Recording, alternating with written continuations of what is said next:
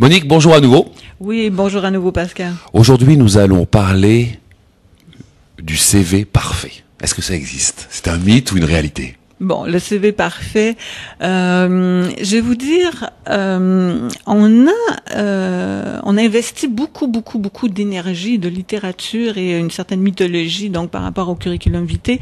Je vous dirais probablement au courant d'une époque où est-ce que la recherche d'emploi était vraiment le parcours du combattant et était quelque chose d'assez périlleux. Il s'est développé toute une littérature sur le CV parfait, le CV gagnant, le CV auquel on ne peut résister, etc. Il y a de quoi se perdre là, avec tous ces livres, on trouve plus de boulot à la fin. Oui, ça peut finir par être assez intimidant. Et aussi, ce qui se passe avec le curriculum vitae, c'est que souvent on a l'impression que c'est lui qui va faire tout le travail. Alors que c'est l'inverse. C'est tout à fait l'inverse. Bon, je suis pas en train de dire qu'il faut pas accorder une attention particulière à la rédaction de ce document-là, mais il faut comprendre, bon, à quoi sert un curriculum vitae. C'est généralement 2 feuilles de papier, donc sur 2 pages, une information très succincte, mais à la fois qui doit donner envie à la personne, au lecteur, de nous rencontrer. Donc, il doit y avoir assez d'informations pour susciter un intérêt, mais pas trop, pour tout dire et pour faire souvent, en voulant donner trop d'informations, c'est de cette façon-là qu'on commet des erreurs. D'une part. D'autre part, faire un curriculum vitae qui est... là aussi, on a fait quand on a fait la précédente émission, on disait bon, marché caché, la première étape, c'est de savoir ce que l'on veut. Même chose pour le curriculum vitae, c'est la chose la plus importante. Donc, quand on s'installe pour rédiger notre curriculum vitae, il faut qu'on ait à l'esprit continuellement un objectif d'emploi clair. On doit savoir exactement ce que l'on recherche, ce qu'on veut obtenir. Donc, ça va orienter tout, on va choisir l'information, on va décider de l'organisation de l'information en fonction de cet objectif. S'il n'y a pas d'objectif d'emploi, s'il est trop flou, ça devient impossible de dire cette information-là, je la garde ou je la laisse? Ce diplôme-là, je le mets en premier ou en deuxième? Cette expérience-là, comment est-ce que je la développe?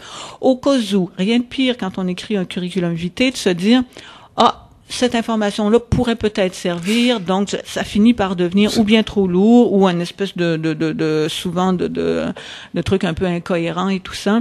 Donc, il doit y avoir un fil conducteur dans un bon curriculum vitae et notre cible, encore une fois, c'est l'objectif d'emploi. Une autre chose dont il faut absolument tenir compte dans la rédaction du curriculum vitae, l'objectif d'emploi, et se préoccuper, le lecteur doit nous voir travailler. Okay? Donc, c'est important d'utiliser des mots qui sont concrets, de tous les jours. Enfin, de tous les jours au niveau professionnel. Alors, c'est sûr, ouais, c'est ça. Alors, si vous écrivez un curriculum vitae dans le domaine, je sais pas moi, de l'informatique ou de la santé ou quoi que ce soit, c'est très important d'utiliser le vocabulaire approprié. Donc, vous devez impérativement vous mettre dans à la place de votre lecteur, et votre lecteur, c'est votre futur patron.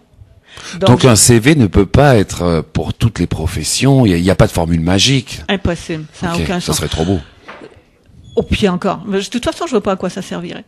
On va faire, par contre, avant de faire cette étape-là, on va rédiger un bilan de compétences. Ok, donc ça peut être une étape. Je sais qu'en France, il y a tous des processus de bilan de compétences qui peuvent être extrêmement intéressants, donc très aidants avant d'écrire le CV. Mais il ne faut pas confondre le bilan, le portfolio avec ce document-là. Parce qu'il y a quand même une grande différence entre les diplômes que la personne peut avoir et puis son expérience professionnelle.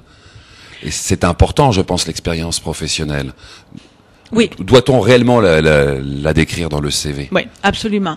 Puis, encore une fois, oui, on doit la décrire et on doit commencer autant que possible, on doit accorder plus d'importance aux expériences qui sont directement, je me répète, mais qui sont directement en lien avec l'objectif et ne pas avoir peur de sortir même parfois de la chronologie. OK?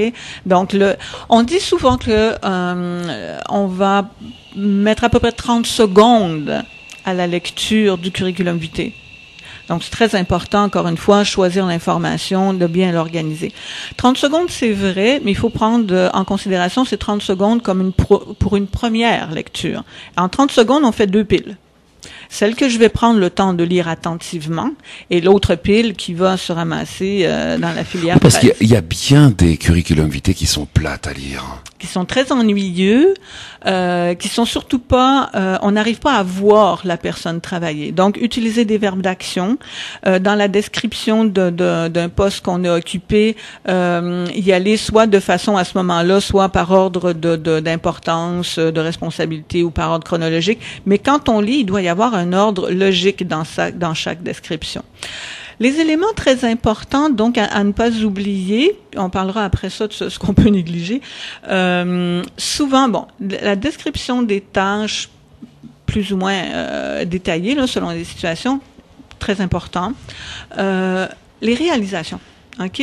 Ce qu'on a fait de particulier, ce qu'on a fait qui est sorti un peu de l'ordinaire dans le cadre de chacun des postes qu'on a occupés. Se poser à tout le moins la question. Bon, il y en aura peut-être pas pour chacun des postes, mais autant que possible, mettre en évidence nos réalisations. Donner des indications aussi sur, bon, alors ce qu'on sait faire, les compétences techniques, ce qu'on a déjà fait. Donner des indications claires sur les qualifications, les diplômes, etc. Là, je fais une petite parenthèse pour donc vos auditeurs français ou qui viennent de n'importe où. C'est important, hyper important, de s'assurer qu'on utilise le vocabulaire qui est utilisé ici au Québec. Et oui, sinon, on se dit qu'il comprend rien, lui. C'est ça. D'une part, les gens ne vont pas, votre lecteur va pas nécessairement comprendre de quoi il s'agit. Et il faut faire très attention parce qu'une des difficultés au Québec avec la France, c'est que on parle tous français. Mais il y a souvent il y a un vocabulaire qu'on n'utilise pas, c'est pas toujours le même, le sens des mots est parfois un tout petit peu différent. Donc, ce que je conseille aux gens tout le temps, c'est un des sites intéressants pour rédiger notre CV, pour l'adapter au Québec. C'est ça. Donc, s'approprier un petit peu les descriptions de tâches et tout. C'est le site d'Emploi Québec. Donc, emploiquebec.net, donc c'est très facile. Et il y a une section qui s'appelle Informations sur le marché du travail. Dans cette section-là, il y a des descriptions des tâches, des responsabilités, des qualifications nécessaires, donc les diplômes pour accéder à ces postes-là. Et il y a des liens avec les contenus des diplômes. Donc, c'est très important de bien s'approprier le niveau de responsabilité qui correspond, la description de tâches, et etc. Donc, ajuster le vocabulaire, très, très important. Un, pour se faire comprendre, et deux, pour sortir aussi un petit peu de ce climat d'étrangeté un peu. Hein. C'est quoi ça? C'est ça, je connais pas cette personne-là, j'arrive pas à la reconnaître. On en reçoit beaucoup ici, on les trouve vraiment plates parce que c'est pas notre jargon, comme vous dites, c'est pas notre discours, il est à côté. Voilà. Donc, les auditeurs, regardez les sites d'Emploi Québec, le site d'Emploi Québec qui donne un exemple. Adaptez-vous. Oui, c'est ça. Donc, on peut s'en inspirer. Donc, on a dit les réalisations, on a dit les diplômes. Le savoir-être aussi, c'est très important. Donc, dans le curriculum vitae, souvent, moi, je vais faire une petite section, sommaire des compétences, c'est là où je vais l'indiquer. Les savoir-être. Donc, quelles sont mes qualités professionnelles? Quelles sont les caractéristiques qui m'ont permis de réussir ce que j'ai entrepris? Et là, évidemment, le piège total, c'est sens de l'organisation, esprit d'équipe, C'est important, les hobbies? Attends, je voulais juste finir là-dessus. Assurez-vous, un curriculum vitae, quand on le relit, il faut être capable de défendre chaque mot en entrevue.